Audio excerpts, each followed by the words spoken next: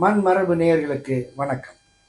இப்பொழுது நாம் பாரம்பரியமாக வந்திருக்கின்ற மக்களுக்கும் தெரிந்து கொள்ள வேண்டிய முக்கியமான ஒரு ஆதி காலத்தினுடைய அரிச்சுவடி என்று சொல்லக்கூடிய ஓலைச்சுவடியினுடைய முக்கியத்துவத்தை பற்றி இங்கு நாம் தெரிந்து கொள்ள விரும்புகிறோம். இந்த ஓலைச்சுவடியினுடைய முக்கியத்துவம், அதனுடைய அடிப்படை, அது எவ்வாறு மக்களுக்கு போய் சேர வேண்டும் என்கின்ற எல்லா விஷயத்தையும் மிக தெளிவாக இங்கே எடுத்துக்கூற வந்திருக்கிறார் விஜயசாமுண்டீஸ்வரி. வணக்கம் மேடம். வணக்கம் ஐயா. இவங்க தான் விஜயசாமுண்டீஸ்வரி மேடம். இவர்கள் எல்லாம் சொல்ல போகிறார்கள். அது மட்டுமல்லாது இவர்களுடைய தானாகவே தயாரித்த ஓலைச்சுவடிகளும் இருக்கிறது. மக்களுக்காக செய்து கொடுத்திருக்க புத்தகங்கள், தன் கையால் எழுதி வைத்த புத்தகங்களும் வைத்திருக்கிறார்கள். இன்னும் பல சான்றுகளையும் வைத்திருக்கிறார்கள். அத்தனையும் அவர்கள் உங்களுக்கு தெளிவாக எடுத்து சொல்லுகிறார்கள் என்று உங்களுடன் கேட்டுக்கொண்டு அன்புடன் விடைபெறுகிறேன்.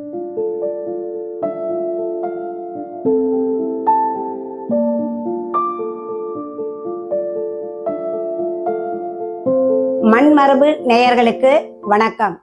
இன்று நாம் காண இருப்பது ஓலைச்சுவடி, பழந்தமிழர்களின் ஓலைச்சுவடியை பற்றி இங்கு எனக்கு தெரிந்த விஷயங்களை இங்கு எடுத்து கூற வந்துள்ளேன். என்னுடைய ஆசானாகிய, அதாவது தொல்லியல், கல்வெட்டியல், கோவில் கட்டடக்கலை மற்றும் சுவடியியல் பட்டய படிப்பு உலக தமிழ் ஆராய்ச்சி நிறுவனத்தில் முடித்திருக்கிறேன். என்னுடைய ஆசான்களுக்கு முதற் வணக்கத்தை கூறிக்கொண்டு நான் என்னுடைய உரையை ஆரம்பிக்கின்றேன். முனைவர் தாமரை பாண்டியன் ஐயா அவர்கள், முனைவர் சதீஷ் ஐயா அவர்கள், முனைவர் பன்னீர்செல்வம் ஐயா அவர்கள் 2019 பார்த்தீங்கன்னா தஞ்சாவூர் சரஸ்வதி நூலகத்தில் ஓலைச்சுவடி பயிற்சி பட்டறை நடந்தது. கொரோனா காலகட்டத்துக்கு பிறகு நிறுத்தி வைக்கப்பட்டிருக்கிறது. 42 நாட்கள் நேரடி பயிற்சியில் கலந்து கொண்டு அங்கும் பயிற்சி பெற்றிருக்கிறேன். அங்கு முனைவர் மணிமாறன் ஐயா, முனைவர் பெருமாள் ஐயா அவர்களுக்கும், கோவை மணி ஐயா, தமிழ்நாடு தஞ்சாவூர் பல்கலைக்கழகத்தின் சுவடிகள் புலத்தின் தலைமை HOD என்று சொல்லக்கூடியவர் கோவை மணி ஐயா அவர்களுக்கும் வணக்கத்தை கூறிக்கொண்டு இங்கு நான் என் உரையை தொடர்கிறேன். ஓலைச்சுவடி அப்படின்னு பார்த்தீங்கன்னாலே, சுவடி என்ற பெயர் காரணம் எப்படி வந்தது? நாம் கடற்கரைக்கு செல்கிறோம், அங்கே மணலிலே காலை பதிக்கின்றோம், அப்பொழுது நமது தடம் அங்கே விழுகின்றது அல்லவா? அதே போன்று பனை ஓலையில் சுவடுபட கீறி எழுதுவதால் சுவடி என்ற பெயர் பெற்றது. பனை ஓலைச்சுவடியில் எப்படியெல்லாம் தயாரித்தார்கள், எப்படி எழுதினார்கள் என்பதையெல்லாம் நாம் இப்பொழுது பார்க்கலாம். ஓலைச்சுவடி என்பது முன்னோர்கள் பழந்தமிழர்கள் உருவாக்கியது. முதலில் எப்படி வந்தது? வாய்மொழியாக, 9 தலைமுறையாக வாய்மொழியாகவே கேட்டு நாம் மனனம் செய்து வழியாக வந்தது. பிறகு ஏட்டுருவம் பெறும்பொழுது ஓலைச்சுவடியை தயாரிக்கிறார்கள். இப்போ எத்தனை விதத்துல எழுதியிருக்காங்க அப்படின்னு பார்த்தீங்கன்னா, களிமண், சங்கு, செப்பி, யானைத்தந்தம், மரப்பட்டை, மூங்கில் மரப்பட்டை, பூர்ஜ மரப்பட்டை, அகர் மரப்பட்டை, இந்த மாதிரி தாழமடல், இந்த மாதிரிலாம் நிறைய இதில் எழுதியிருக்காங்க. முதலில் பார்த்தீங்கன்னா களிமண் பலகையில் எழுதினாங்க. களிமண்ணை ஒரு பலகை மாதிரி திக்காக செய்து கீறல் கொண்டு எழுதினார்கள். களிமண் சிப்பி. நீங்கள் கடற்கரையில் பார்த்துருப்பீங்க, சங்குல நம்மளுடைய பெயர்களை பொறுத்து தருவார்கள். அந்த கீ செயின் என்று சொல்லக்கூடியது நம்மளுடைய இனிஷியல் பெயரை பொறுத்து தருவார்கள். அது மாதிரி சங்குல எழுதியிருக்காங்க. யானை தந்தம், அகர் மரப்பட்டை, பூர்ஜ மரப்பட்டை, ஓலைச்சுவடி, பார்ச்மெண்ட் என்று சொல்லக்கூடிய ஒரு இளம் கன்றின் தோள்களையும் எடுத்து எழுதியிருக்காங்க. இந்த மாதிரி அயல் நாடுகளையும் சரி, நம்ம நாடுகளையும் சரி எழுதிட்டு இருக்கும்போது இது அந்த விலங்குகள் எல்லாம் இது பண்ணும்போது உயிருக்கு சேதம் விளைவிக்க கூடாது என்பது நம்ம பாரம்பரியமாக தென் இந்தியாவிலே, தென் தமிழகத்திலே பனை ஓலை மரங்களில் ஓலைகளில் எழுதுவதற்கு முற்படுகிறார்கள். அப்ப அந்த ஓலைகளை எவ்வாறு தயாரிக்கிறார்கள்? அப்ப சுவடிங்கிறது பனை ஓலை, சுவடி இரண்டும் சொல்லலாம். அப்ப எழுதும்போது சுவடுபட கீறி எழுதுவதால் சுவடி என்று ஆனது. அப்ப அந்த ஓலையை தயாரிக்கிறது எப்படி? அப்ப அந்த ஓலையை பதப்படுத்துவது எப்படி? அந்த ஓலைகளை பாதுகாப்பது எப்படி? அதாவது இயற்கை முறை, செயற்கை முறை, அந்த மாதிரி பல்வேறு கட்டங்களில் ஒவ்வொன்றாக செய்து நாம எழுதியிருக்கோம். இன்றைய நமக்கு தமிழ் மொழி செம்மொழி என்று பெயர் பெற்றது காரணம் என்னவென்றால், நமது இலக்கண இலக்கியங்களை தாங்கியிருந்த ஓலைச்சுவடிகளே அது முக்கியமான காரணம்.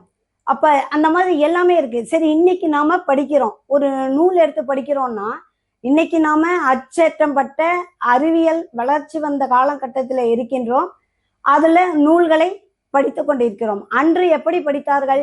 ஓலைச்சுவடிகளில் கீறி எழுதித்தான் படித்தார்கள். இங்க எழுதி என்பது கீறுதல், சரிங்களா? அப்ப கீறி எழுதிதான் படிக்கிறாங்க. அப்ப எவ்வாறு பண்ணாங்க அந்த சுவடிகளை பராமரிப்பது? அப்போ அன்றே பெண்களும் அறிவு பெற்றிருந்தார்கள், கல்வி அறிவு பெற்றிருந்தார்கள் என்பது நமக்கு கீழடியில் இருக்கக்கூடிய பானை ஓடுகள்ல இருந்து தெரியும். இப்ப பானை ஓடுகள் என்பதை பொறுத்த வரைக்கும் நம்ம பார்த்தோம்னா அரசர்கள் எழுத பொருள், பானைகள் செய்யக்கூடிய குயவர்கள், அப்ப அவர்களும் கல்வி அறிவு பெற்றிருந்தார்கள். அவர்களுடைய பானைகளில் ஆதன் அதன் குயிதன் இந்த மாதிரிலாம் எழுதுறாங்க. அவர்கள் சாப்பிடுவதற்கு இன்னைக்கு நம்ம பார்த்தோம்னா தட்டு வச்சிருக்கோம், ஒவ்வொருத்தருக்கும் ஒவ்வொரு தட்டு வச்சிருக்கோங்க இல்லைங்களா? அதே மாதிரி அவர்கள் மண் தட்டுகளில் அவர்கள் பெயரை எழுதி வச்சிருப்பார்கள். அந்த கீரல்ல, அதாவது பானையை ஈரமாக வணையும் போதே கீரல் செய்துவிட்டு அதனை சுட்டு எடுத்து அவர்கள் பயன்படுத்தியதால் தான் நாம் கீழடி போன்ற இடங்களிலே தோண்டும் போது நமக்கு கிடைக்கக்கூடியது குறியீடுகள் கிடைக்கிறது, பெயர்கள் கிடைக்கிறது. இதெல்லாம் நமக்கு எப்படி கிடைக்கிறதுனா, அன்னைக்கு அனைவருமே கல்வி அறிவு பெற்றிருந்தார்கள். நமது தமிழ் சமூகம் என்பது கல்வி அறிவு பெற்ற சமூகம். தொன்மையான மொழி தமிழ் மொழி என்பதில் எல்லளவும் சந்தேகம் இல்லை. சரி, அன்னைக்கு எழுதியிருந்தாங்கன்னு நீங்க சொல்றீங்க, எப்படி அப்படின்னு பாத்தீங்கன்னா, தமிழி. இப்ப நம்ம பார்த்தோம்னா தமிழில ஆரம்பிச்சோம். அடுத்தது தமிழி என்பது கிமு 3ஆம் நூற்றாண்டு வளர்ந்த பிறகு கிபி 3ஆம் நூற்றாண்டு வளர்நிலை பெற்று வட்டெழுத்தாக வருகிறது. 10ஆம் நூற்றாண்டில் ராஜராஜ சோழன் காலத்தில் பார்த்தீர்கள் என்றால் தமிழ் கல்வெட்டாக வருகிறது. தஞ்சை பெருவுடையார் கோவிலில் நீங்கள் இன்று பிரகதீஸ்வரர் என்று சொல்கின்றோம், அதனுடைய பெயர் தஞ்சை பெருவுடையார் ஆலயம். அந்த ஆலயத்தை பார்த்தீங்கன்னா சுற்றிலும் உள்ளே நுழையக்கூடிய இடங்களில் இருந்து, அக்னி தேவன் இருக்கக்கூடிய இடங்களில் இருந்து, அக்னி தேவனுக்கு முன்னால் இருக்கின்ற கிணற்றில் உள்ள தூண்களில் இருந்து அங்கு கல்வெட்டுகள் இல்லாத இடங்களே இல்லை என்று கூறுகின்ற அளவுக்கு இருக்கிறது. அதெல்லாம் எதற்காக சொல்லுன்னா தமிழ் கல்வெட்டு. அப்ப அந்த எழுத்தை நம்ம படிச்சிருவோம்னா 1 2 இது க, இது அ, இது த, அப்படி என்று நாம் படிக்க முடியுமே தவிர, நாம் தொடர் பயிற்சி பெற்றிருந்தால் மட்டுமே அதனை வாசிக்க முடியும். இப்ப 10வது நூற்றாண்டுல தமிழ் கல்வெட்டு இருக்கு. இப்ப இன்றைக்கு நாம் படிக்கக்கூடிய தமிழ் அனைத்துமே தமிழி, வட்டெழுத்து, தமிழ் கல்வெட்டு. பின்னாடி வடமொழி எழுத்துக்களை உள்ளே எழுதுவதற்கு, அதாவது சரஸ்வதி, புஷ்பம், ஹனுமார், ஜாடி என்று சொல்லக்கூடிய இந்த வடமொழி எழுத்துக்களை எழுதுவதற்காக கிரந்தம் என்று பல்லவ கிரந்தம் என்று வருகிறது. அப்ப நாம ஒரு கல்வெட்டை படிக்க போறோம், என்னடா ஓலைச்சுவடின்னு சொல்லிட்டு கல்வெட்டு சொல்றாங்கன்னு நினைக்க கூடாது. ஒன்றும் இரண்டும் ஒன்றுக்கொன்று பின்னி பிணைந்தவை, இதில் மாறுபாடு என்பது கிடையாது. அப்ப இருக்கும்போது அதெல்லாம் ஒண்ணும் இருக்கும்போது அந்த கல்வெட்டு ராஜராஜன் காலத்தினுடைய பெருவுடையார் கோவில்ல கல்வெட்டு படிக்கிறோம்னா அதுல தமிழ் எழுத்தும் இருக்கும், வட்ட எழுத்தும் இருக்கும். அவருடைய 10ஆம் நூற்றாண்டு காலத்துல தமிழ் வளர்ச்சி நிலையடைந்த அந்த தமிழ் எழுத்துக்களும் இருக்கும். அதிலே பல்லவ கிரந்தங்களும் வடமொழி எழுத்துக்களாக இருக்கும். ஆக ஒரு கல்வெட்டை நாம் படிக்க வேண்டும் என்றால் 4ம் தெரிந்திருந்தால் படிக்க முடியும். தமிழ் கல்வெட்டு என்று தனியாக இருக்கிறது, வட்டெழுத்து என்பது இருக்கிறது, நடுக்கல் கல்வெட்டுகள்ல இருக்கிறது, நமக்கு நிறைய கிடைக்குது. அந்த மாதிரி பாத்தீங்கன்னா, அப்ப இந்த கல்வெட்டுகள் என்பது எப்படி வந்தது? அப்ப கல்வெட்டுகளில் நேரடியாக கல் தச்சர் உளியை வைத்து பொறித்தார்களா? இல்லை. அப்ப ஓலையில் நாம கீறும் போதே என்ன இருக்கும்? அதுல கல்லிலும் செம்பிலும் வெட்டுக என்று கூறியிருப்பார்கள். அப்ப பாத்தீங்கன்னா கல்லிலும் செம்பிலும் வெட்டுகன்னா எப்படி? அப்ப ஓலையில் எழுதப்பட்டதை கல்வெட்டுகளில் நேரடியாக பொறிக்கவில்லை. அப்ப ஓலையில் எழுதியதை பார்த்து காவி போன்ற ஒன்றை வைத்து வரைகிறார்கள். வரைந்த பிறகு அதற்கப்புறம் என்ன பண்றாங்கன்னா சுத்தியலும் ஒளியும் வைத்து அடித்து எழுத்தை பொறிக்கிறார்கள். கல்வெட்டு என்பது இப்படித்தான் தோன்றியது. கல்வெட்டுக்கு மூலாதாரம் ஓலைச்சுவடியே. அப்ப ஓலை கல்வெட்டு பொறிப்பவர்கள் எல்லாம் கல்வி அறிவு பெற்றவர்களாக இருக்க வேண்டுமா? இல்லை. கல்வி அறிவு பெறாதவர்களும் கல்வெட்டை வெட்டலாம். அப்ப எப்படி? அப்ப கல்வி அறிவு பெற்றவர்கள் காவியை கொண்டே எழுதியிருக்கிறார்கள் அல்லவா? அதை பார்த்ததும் ஒரு ஓவியம் மாதிரி அவங்க அது மேலேயே அடிச்சு எழுதுவாங்க. அதனால கல்வெட்டை வெட்டுபவர்கள் கல்வி அறிவு பெற்றவராக இருக்க வேண்டும் என்பது இல்லை. கல்வி அறிவு பெற்றவர்கள் வரைந்ததை கல்வி அறிவை பெறாதவர்களும் அடிக்க முடியும். இப்ப எதற்காக இந்த கல்வெட்டை சொல்றேன்னா, ஓலையின் மூலமாக தான் கல்வெட்டில் எழுத்துக்கள் பொறிப்பு நடைபெற்றிருக்கிறது என்பதை இங்கே விளக்கினேன். இப்பொழுது ஓலைச்சுவடியை பார்க்கலாம். நம்ம ஓலைச்சுவடிகள் எப்படி தயாரித்தார்கள். அடுத்தது பாத்தீங்கன்னா, அதனுடைய ஓலைச்சுவடிகளுக்கான அழிவிற்கான காரணம், ஓலைச்சுவடிகளின் காலங்கள், அதாவது நம்ம தென்னிந்தியாவில் நேபாளத்தில் அப்படிங்கிறது அதனுடைய ஓலைச்சுவடியின் ஆயுள் காலங்கள், அது பாதுகாப்பு. அடுத்தது அதை ஓலைச்சுவடிகளுக்காக பாடுபட்டு தேடி சேகரித்த சீவை தாமோதரம் பிள்ளை, ஊவை சாமிநாத ஐயர், ஆறுமுக நாவலர், இன்னும் பலர் இருக்கிறார்கள்.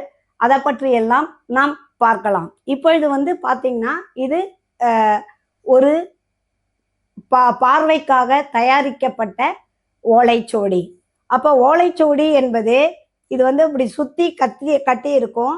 இது நீங்க பாத்தீங்கன்னா, இது டிராயிங் ஷீட் என்று சொல்லக்கூடியல, இது ஒரு மாதிரிக்காக செய்யப்பட்ட சுவடி. இதுல பாத்தீங்கன்னா தமிழில எழுதியிருக்கு. இதுல என்ன எழுதியிருக்கு அப்படின்னு நீங்க பாத்தீங்கன்னா, திருக்குறளோட 133 அதிகாரங்களுடைய தலைப்புகளை எழுதியிருக்கு. இது இதற்காக மாதிரிக்காக வடிவமைக்கப்பட்டது. இதில் ஒரு பக்கம் துளை. இது பாத்தீங்கன்னா, முன்பும் பின்பும் சட்டங்கள் இருக்கும், நடுவிலே ஓலைகள் இருக்கும். அதாவது எழுதக்கூடிய நூல்களின் அளவுக்கு ஏற்ப ஏடுகள் 500 இருக்கலாம், 100, 150 அப்படி என்று இருக்கும். இதே மாதிரி சுவடிகளோட அளவு 2 இன்ச்சிலும் சின்னதும் இருக்கு, பெருசாவும் இருக்கு. அந்த மாதிரி வெவ்வேறு வகைகள் இருக்கிறது. இதனுடைய வகைகளை பற்றியும் பார்க்கலாம். அப்ப ஒரு இதுல நூல் இந்த மாதிரி கட்டியிருப்பாங்க, பட்டு நூல் கட்டியிருப்போம். அதுல இந்த இது ஆணி போன்று ஒன்று சொருகி இருப்பார்கள். இதுல பாத்தீங்கன்னா, இதை சுத்தி இப்படி கட்டும் போது இதுல ஒரு காசு இல்லைன்னா கிளிமூக்கு என்று சொல்லக்கூடிய ஒன்றை அந்த நூலோட எட்ஜில் கட்டி இதுல சுத்தி இருப்பாங்க. நாம் அடுத்த பகுதியில் ஓலைச்சுவடிகள் தயாரிப்பது எப்படி என்பதை பற்றி காணலாம். நன்றி, வணக்கம்.